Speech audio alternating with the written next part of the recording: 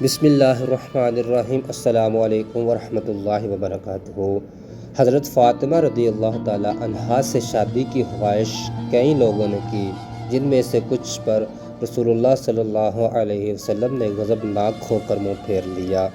طبقات ابن سعد وغیرہ کے مطابق حضرت ابو بکر رضی اللہ تعالیٰ عنہ نے اور بعد میں حضرت عمر فاروق رضی اللہ تعالیٰ عنہ نے اپنے لیے خواستگاری کی تو دونوں کو حضور صلی اللہ علیہ وسلم نے یہ کہہ کر انکار کر دیا کہ مجھے اس سلسلے میں وحی الہی کا انتظار ہے۔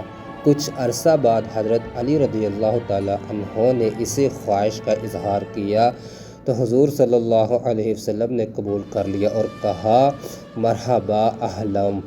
بعض روایت کے مطابق حضور صلی اللہ علیہ وسلم نے حضرت علی رضی اللہ تعالیٰ عنہ سے فرمایا کہ اے علی، خدا کا حکم ہے کہ میں فاطمہ کی شادی تم سے کر دوں، کیا تمہیں منظور ہے؟ انہوں نے کہا ہاں، چنانچہ شادی ہو گئی۔ یہی روایت صحابہ میں عبداللہ ابن مسعود، انس بن مالک اور حضرت ام سلمہ نے کی ہے۔ ایک اور روایت میں حضرت عبداللہ بن مسعود سے مروی ہے کہ رسول اللہ صلی اللہ علیہ وسلم نے فرمایا اللہ نے مجھے حکم فرمایا کہ میں فاطمہ کا نکاح علی سے کر دوں۔ حضرت علی و فاطمہ کی شادی یکم ذی الحج 2 ہجری کو ہوئی۔ کچھ اور روایت کے مطابق امام محمد باقر اور امام جعفر صادق سے مروی ہے کہ نکاح رمضان میں اور رخصتی اسی سال ذی الحجہ میں ہوئی۔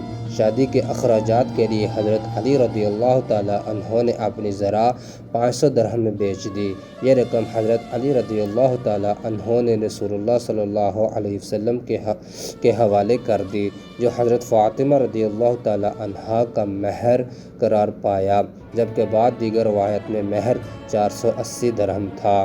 جہیز کے لیے رسول اللہ صلی اللہ علیہ وسلم نے حضرت مقداد ابن اسود کو رقم دے کر اشیاء خریدنے کے لیے بھیجا اور حضرت سلمان فارسی رضی اللہ تعالیٰ عنہ اور حضرت بلال رضی اللہ تعالیٰ عنہ کو مدد کے لیے ساتھ بھیجا۔ انہوں نے چیزیں لا کر حضور صلی اللہ علیہ وسلم کے سامنے رکھیں۔ اس وقت حضرت اسماء بنت امیس بھی موجود تھی۔ مختلف روایت میں جہیز کی فہرست میں ایک قمیض، ایک مکنا یا خمار یعنی سر ڈھانکنے کے لیے کپڑا، ایک سیاہ کمبل، کھجور کے پتوں سے بنا ہوا ایک بستر، موٹے ٹاٹ کی 2 فرش، 4 چھوٹے تکیے، ہاتھ کی چکی، کپڑے دھونے کے لیے تانبے کا ایک برتن، چمڑے کی مشک، پانی پینے کے لیے لکڑی کا ایک برتن، بدایا کھجور کے پتوں کا ایک برتن جس پر مٹی پھیر دیتے ہیں وہ 2 مٹی کے ابخورے، مٹی کی صراحیں، زمین پر بچھانے کا ایک چمڑا، ایک سفید چادر اور ایک لوٹا شامل تھے۔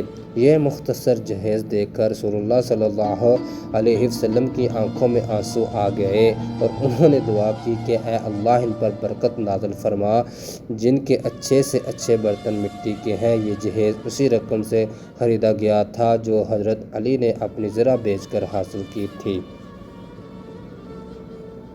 رخصتی: نکاح کے کچھ ماہ بعد یکم ذی الحجہ کو آپ کی رخصتی ہوئی۔ رخصتی کے جلوس میں حضرت فاطمہ رضی اللہ تعالیٰ عنہا اصحاب نامی ناقہ پر سوار ہوئی جس کے سربراہ حضرت سلمان فارسی رضی اللہ تعالیٰ عنہ تھے۔